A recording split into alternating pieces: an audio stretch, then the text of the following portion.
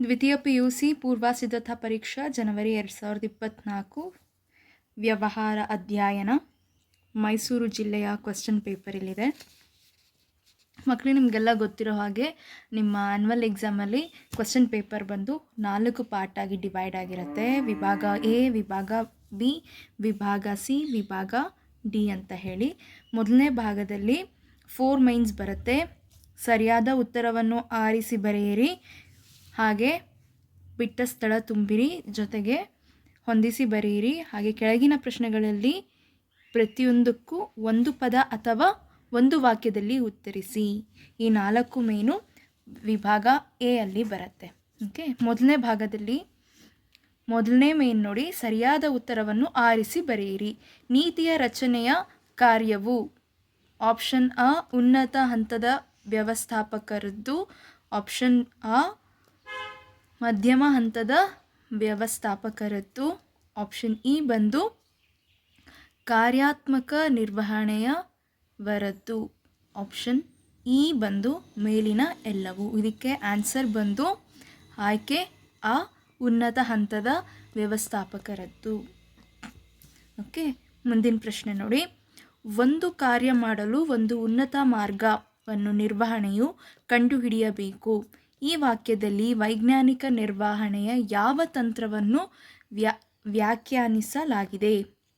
ಆಯ್ಕೆ ಅ ಸಮಯ ಅಧ್ಯಯನ, ಆ ಆಯ್ಕೆ ಚಲನೆ ಅಧ್ಯಯನ, ಆಪ್ಷನ್ ಇ ಬಂದು ಆಯಾಸ ಅಧ್ಯಯನ, ಆಪ್ಷನ್ ಇ ಬಂದು ವಿಧಾನ ಅಧ್ಯಯನ. ಇದಕ್ಕೆ ಆನ್ಸರ್ ಬಂದು ಆಪ್ಷನ್ ಇ ಆಯ್ಕೆ ಇ ವಿಧಾನ ಅಧ್ಯಯನ.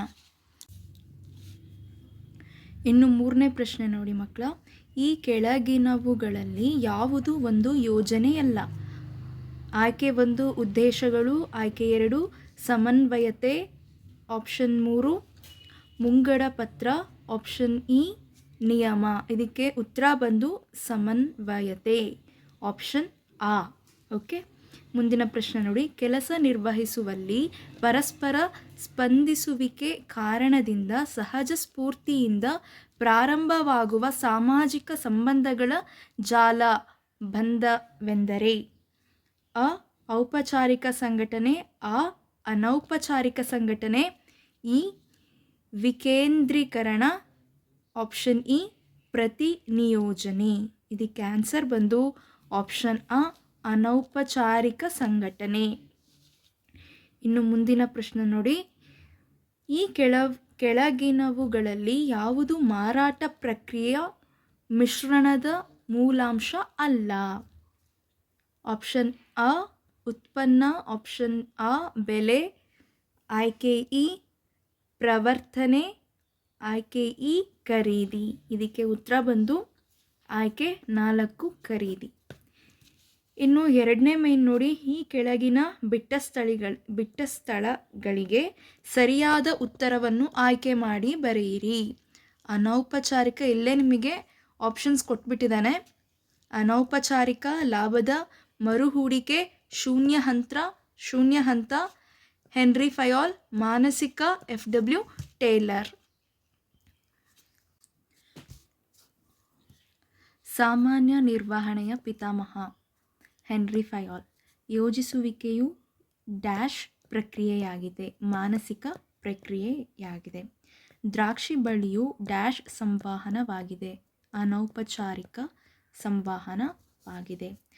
ಡ್ಯಾಶ್ ವ್ಯವಹಾರದ ಹಣಕಾಸಿನ ಅಗ್ಗದ ಮೂಲವಾಗಿದೆ, ಲಾಭದ ಮರುಹೂಡಿಕೆ ವ್ಯವಹಾರದ ಹಣಕಾಸಿನ ಅಗ್ಗದ ಮೂಲವಾಗಿದೆ.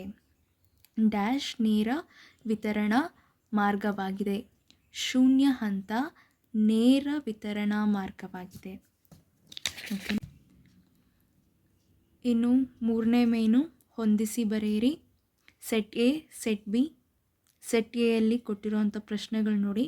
ಆಚಾರ ಮತ್ತು ಸಂಪ್ರದಾಯಗಳು, ಪ್ರತಿನಿಯೋಜನೆ, ನೇಮಕಾತಿಯ ಆಂತರಿಕ ಮೂಲ, ನಿಯಂತ್ರಿಸುವಿಕೆ, ಮಾರಾಟ, ಪ್ರವರ್ತನೆ.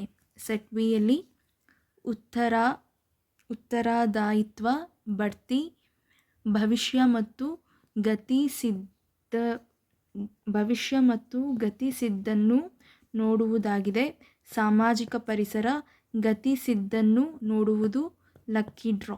ಆಚಾರ ಮತ್ತು ಸಂಪ್ರದಾಯಗಳು, ಸಾಮಾಜಿಕ ಪರಿಸರ, ಪ್ರತಿನಿಯೋಜನೆ, ಉತ್ತರದಾಯಿತ್ವ, ನೇಮಕಾತಿಯ ಆಂತರಿಕ ಮೂಲ, ಬಡ್ತಿ, ನಿಯಂತ್ರಿಸುವಿಕೆ, ಭವಿಷ್ಯ ಮತ್ತು ಸಿದ್ದನ್ನು ನೋಡುವುದಾಗಿದೆ. ನಿಯಂತ್ರಿಸುವಿಕೆ, ಭವಿಷ್ಯ ಮತ್ತು ಸಿದ್ದನ್ನು ನೋಡುವುದಾಗಿದೆ. ಮಾರಾಟ, ಪ್ರವರ್ತನೆ, ಲಕ್ಕಿ ಡ್ರಾ. ಇನ್ನು 4ನೇ ಮೇನು ಭಾಗ ಎನ ಕೊನೆ ಮೇನ್ ಬಂದು ಕೆಳಗಿನ ಪ್ರಶ್ನೆಗಳಲ್ಲಿ ಪ್ರತಿಯೊಂದಕ್ಕೂ ಒಂದು ಪದ ಅಥವಾ ಒಂದು ವಾಕ್ಯದಲ್ಲಿ ಉತ್ತರಿಸಿ. ಒಂದು ಪದ ಅಥವಾ ಒಂದು ವಾಕ್ಯದಲ್ಲಿ ಉತ್ತರಿಸಬೇಕಂತೆ. ದಕ್ಷತೆ ಎಂದರೇನು? ಯಾವುದಾದರೊಂದು ಕಾರ್ಯನಿರತ ತರಬೇತಿ ವಿಧಾನವನ್ನು ಹೆಸರಿಸಿ. ನಿರ್ದೇಶಿಸುವಿಕೆ, ಯಾವುದಾದರೊಂದು ಮೂಲಾಂಶವನ್ನು ತಿಳಿಸಿ.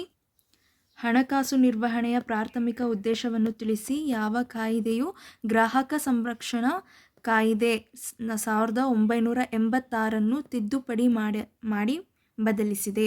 ನೋಡಿ ಮಕ್ಕಳ, ವಿಭಾಗ ಎ ಅಲ್ಲಿ ನಿಮಗೆ ಯಾವುದೇ ರೀತಿಯ ಆಪ್ಷನ್ಸ್ ಇರೋದಿಲ್ಲ, ಗೊತ್ತಾಯ್ತಾ? ಇನ್ನು ವಿಭಾಗ ಬಿ ಕಡೆ ಬಂದಾಗ ಕೆಳಗಿನ ಯಾವುದಾದರೂ 6 ಪ್ರಶ್ನೆಗಳಿಗೆ ಪ್ರತಿಯೊಂದಕ್ಕೂ 2 ಅಥವಾ 3 ವಾಕ್ಯಗಳಲ್ಲಿ ಉತ್ತರಿಸಿ ಅಂತ ಕೇಳಿದ್ದಾರೆ. ವಿಭಾಗ ಬಿಯಲ್ಲಿ ನಿಮಗೆ 10 ಪ್ರಶ್ನೆ ಕೊಟ್ಟಿರ್ತಾರೆ. 10 ಪ್ರಶ್ನೆಯಲ್ಲಿ ಯಾವುದಾದ್ರೂ ನಿಮಗೆ ಬರುವಂತಹ 6 ಪ್ರಶ್ನೆಗಳಿಗೆ ಮಾತ್ರ ನೀವು ಉತ್ತರ ಮಾಡಬೇಕಾಗತ್ತೆ. ನಿಮಗೆ ಯಾವುದು ಚೆನ್ನಾಗಿ ಬರುತ್ತೆ, ಯಾವುದೂ ಡೌಟ್ ಇಲ್ಲ, ಈ ಪ್ರಶ್ನೆಯಲ್ಲಿ ನನಗೆ ಡೌಟ್ ಇಲ್ಲ ಅನ್ನೋ ಒಂದು ಪ್ರಶ್ನೆನ ನೀವು ಆಯ್ಕೆ ಮಾಡಿ ಸರಿಯಾದ ಉತ್ತರವನ್ನು ನೀವು ಬರೀಬೇಕಾಗತ್ತೆ. 2 ಅಥವಾ 3 ವಾಕ್ಯಗಳಲ್ಲಿ ನೀವು ಈ ಪ್ರಶ್ನೆಗಳಿಗೆ ಉತ್ತರಿಸಬೇಕಾಗತ್ತೆ. ಓಕೆನಾ? ನಿರ್ವಹಣೆಯು ಯಾವುದಾದರೂ 2 ಸಾಮಾಜಿಕ ಉದ್ದೇಶವನ್ನು ತಿಳಿಸಿ. ಗ್ಯಾಂಗ್ ಪ್ಲಾಂಕ್ ಎಂದರೇನು? ವ್ಯವಹಾರ ಪರಿಸರದ ಅರ್ಥವನ್ನು ತಿಳಿಸಿ. ಕಾರ್ಯಾತ್ಮಕ ಮತ್ತು ವಿಭಾಗೀಯ ರಚನೆಯ 2 ವ್ಯತ್ಯಾಸಗಳನ್ನು ತಿಳಿಸಿ. ನೇಮಕಾತಿಯ ಯಾವುದಾದರೂ 2 ಬಾಹ್ಯ ಮೂಲಗಳನ್ನು ಹೆಸರಿಸಿ. ಪ್ರೇರೇಪಣೆಯನ್ನು ವ್ಯಾಖ್ಯಾನಿಸಿ. ನಿಯಂತ್ರಿಸುವಿಕೆ ಪ್ರಕ್ರಿಯೆಯಲ್ಲಿ ಮೊದಲಿನ 2 ಪ್ರಕ್ರಿಯೆಗಳನ್ನು ಹೆಸರಿಸಿ. ಹಣಕಾಸಿನ ಯೋಜಿಸುವಿಕೆ ಅವಳಿ ಉದ್ದೇಶಗಳನ್ನು ತಿಳಿಸಿ. ಗ್ರಾಹಕ ಉತ್ಪನ್ನಗಳಿಗೆ 2 ಉದಾಹರಣೆ ಕೊಡಿ. ಸೂಕ್ತ ಗ್ರಾಹಕ ವೇದಿಕೆಯಲ್ಲಿ ಯಾರು ದೂರನ್ನು ಸಲ್ಲಿಸಬಹುದು? ಈ ಪ್ರಶ್ನೆಗಳು ಬಂದ್ಬಿಟ್ಟು ವಿಭಾಗ ಬಿಯಲ್ಲಿ ಬರೋವಂಥ ಪ್ರಶ್ನೆಗಳು ನಿಮಗೆ 2 ಮಾರ್ಕ್ಸಿನವಾಗಿರುತ್ತೆ. 2 ಮಾರ್ಕ್ಸಿಗೆ ಎಷ್ಟು ಆನ್ಸರ್ ಬೇಕು, ಎಷ್ಟು ಉತ್ತರ ಬೇಕು ಅನ್ನೋದು ನಿಮ್ಮ ನೋಟ್ಸಲ್ಲಿ ಬರ್ಸಿರ್ತಾರೆ. ಅಷ್ಟಕ್ಕೆ ಮಾತ್ರ ನೀವು ಆನ್ಸರ್ನ ಬರೀಬೇಕು. 2 ಮಾರ್ಕ್ಸಿಗೆ ಬೇಕಾಗಿರುವಂಥ ಆನ್ಸರ್ ಏನಿದೆ, ಉತ್ತರ ಏನಿದೆ ಅಷ್ಟನ್ನು ಮಾತ್ರ ಬರೀರಿ. ಇನ್ನು ವಿಭಾಗ ಸಿಗೆ ಬಂದಾಗ ಕೆಳಗಿನ ಯಾವುದಾದರೂ 6 ಪ್ರಶ್ನೆಗಳಿಗೆ ಪ್ರತಿಯೊಂದಕ್ಕೂ 10 ರಿಂದ 12 ವಾಕ್ಯಗಳಲ್ಲಿ ಉತ್ತರಿಸಿ ಅಂತ ಕೇಳಿದ್ದಾರೆ. ಇಲ್ಲಿ 10 ಪ್ರಶ್ನೆ ಕೊಟ್ಟಿರ್ತಾರೆ. 10 ಪ್ರಶ್ನೆಯಲ್ಲಿ ನಿಮಗೆ ಬರುವಂತಹ ಯಾವುದಾದ್ರೂ 6 ಪ್ರಶ್ನೆಗಳಿಗೆ ನೀವು ಉತ್ತರ ಮಾಡಬೇಕಾಗತ್ತೆ. ಪ್ರತಿಯೊಂದು ಪ್ರಶ್ನೆಗೂ ಇಲ್ಲಿ 4 ಮಾರ್ಕ್ಸ್ ಇರುತ್ತೆ. ಓಕೆ, 4 ಮಾರ್ಕ್ಸಿಗೆ ಬೇಕಾಗಿರುವಂತಹ ಆನ್ಸರ್ನ ನೀವು ಬರೀಬೇಕು. ಫಾರ್ ಎಕ್ಸಾಂಪಲ್ ಹೇಳಬೇಕು ಅಂತ ಅಂದರೆ, ನಿರ್ವಹಣಾ ತತ್ವಗಳು ಯಾವುದಾದರೂ 4 ಲಕ್ಷಣಗಳನ್ನು ವಿವರಿಸಿ ಅಂತ ಪ್ರಶ್ನೆ ಕೇಳಿದ್ದಾರೆ ಮಕ್ಕಳ. ಇಲ್ಲಿ ನಿರ್ವಹಣೆ ಅಂದರೆ ಏನು ಅನ್ನೋದ್ರ ಬಗ್ಗೆ ಬರೆದು 4 ಸೆಂಟೆನ್ಸಲ್ಲಿ ಅದರದ್ದು ಅರ್ಥ ಬರೆದು ಅದಾದ ನಂತರ ಯಾವುದಾದ್ರೂ 4 ನಿರ್ವಹಣೆಯ 4 ಲಕ್ಷಣಗಳೇನಿದೆ ಅದನ್ನು ಬರಿಬೇಕಾಗತ್ತೆ ನೀವು. ಓಕೆ, ಈ ವಿಭಾಗ ಸಿ ಯಲ್ಲೂ ಕೂಡ ಹಾಗೆ ಬರಿಬೇಕು. ಇನ್ನು ವಿಭಾಗ ಡಿ ಯಲ್ಲೂ ಕೂಡ ಅಷ್ಟೇ. ನಿಮಗೆ ಕೆಳಗಿನ ಯಾವುದಾದರೂ 3 ಪ್ರಶ್ನೆಗಳಿಗೆ ಪ್ರತಿಯೊಂದಕ್ಕೂ 20 ರಿಂದ 25 ವಾಕ್ಯದಲ್ಲಿ ಉತ್ತರಿಸಿ ಅಂತ ಕೇಳಿದರೆ, ಇಲ್ಲಿ ನಿಮಗೆ 5 ಪ್ರಶ್ನೆ ಕೊಟ್ಟಿರ್ತಾರೆ. ಈ 5 ಪ್ರಶ್ನೆಯಲ್ಲಿ ಯಾವುದಾದ್ರೂ 3 ಪ್ರಶ್ನೆ ನಿಮಗೆ ಚೆನ್ನಾಗಿ ಬರುವಂತಹ ಪ್ರಶ್ನೆಗಳು, ನಿಮಗೆ ಯಾವುದೇ ರೀತಿಯ ಡೌಟ್ಸ್ ಇರೋದಿಲ್ಲ ಆ ಪ್ರಶ್ನೆಯಲ್ಲಿ, ನಾನು ಫುಲ್ ತರೋ ಆಗಿದ್ದೀನಿ ಅಂತ ಯಾವುದರಲ್ಲಿ ಅನಿಸುತ್ತೋ ಆ ಪ್ರಶ್ನೆಗಳಿಗೆ 3 ಪ್ರಶ್ನೆಗಳಿಗೆ ನೀವು ಉತ್ತರಿಸಬೇಕಾಗತ್ತೆ. ಓಕೆನಾ? ಇಲ್ಲಿ ಫಸ್ಟು ನಿಮಗೆ ಪಾರ್ಟ್ ಸಿ, ವಿಭಾಗ ಸಿ ಮತ್ತು ವಿಭಾಗ ಡಿಯಲ್ಲಿ ಏನೇ ಪ್ರಶ್ನೆ ಕೇಳಿದ್ರೂ ಮೇನ್ ಟಾಪಿಕ್ ಏನಿದೆಯೋ ಆ ಮೇನ್ ಟಾಪಿಕ್ಕಿನ ಮೀನಿಂಗ್ನ ನೀವು ಫಸ್ಟ್ ಬರೀಬೇಕಾಗತ್ತೆ. ಅದು ಬರೆದಾದ ನಂತರ ಅಲ್ಲಿ ಪ್ರಶ್ನೆ ಏನಿದೆ, ಲಕ್ಷಣಗಳು ಅಂತ ಕೇಳಿದ್ದಾರೆ ಅಂದರೆ ಸಮನ್ವಯತೆಯ ಲಕ್ಷಣಗಳನ್ನು ಕೇಳಿದರೆ, ಇಲ್ಲಿ ನೋಡಿ ಸಮನ್ವಯತೆಯನ್ನು ವ್ಯಾಖ್ಯಾನಿಸಿ. ಸಮನ್ವಯತೆ ಅಂದರೆ ಏನು ಅಂತ ಬರೆದ್ಬಿಟ್ಟು ಇಲ್ಲಿ ಡೈರೆಕ್ಟ್ ಪ್ರಶ್ನೆ ಕೇಳಿದ್ದಾರೆ ನಿಮಗೆ, ಇದ್ರದ್ದು ಅರ್ಥ ಬರೀರಿ, ಅದಾದ ನಂತರ ಲಕ್ಷಣಗಳನ್ನ ವಿವರಿಸಿ ಅಂತ ಕೇಳಿದ್ದಾರೆ. ನೀವು ಇಲ್ಲಿ ಈ ರೀತಿ ಬರಿಬೋದು. ಆದರೆ ಕೆಲವೊಂದು ಪ್ರಶ್ನೆಗಳಲ್ಲಿ ನಿಮಗೆ ಡೈರೆಕ್ಟ್ ಪ್ರಶ್ನೆಗಳು ಕೇಳದೇ ಇರೋ ಕಾರಣದಿಂದ ನೀವು ಟಾಪಿಕ್ ಏನಿದೆ, ಪ್ರಶ್ನೆಯ ಮೇನ್ ಟಾಪಿಕ್ ಏನಿದೆ ಆ ಮೇನ್ ಟಾಪಿಕ್ಕಿನ ಅರ್ಥನ ನೀವು ಬರಿಬೇಕು. ಅದಾದ ನಂತರ ಅದರದ್ದು ಲಕ್ಷಣಗಳು ಏನಿದೆ ಅದನ್ನು ಕೋಟ್ ಮಾಡಿ ಬರೆದ್ಬಿಟ್ಟು ಅದಾದಮೇಲೆ ಅದ್ರದ್ದು ಎಕ್ಸ್ಪ್ಲೈನ್ ಮಾಡ್ತಾ ಹೋಗಬೇಕು. ಓಕೆನಾ?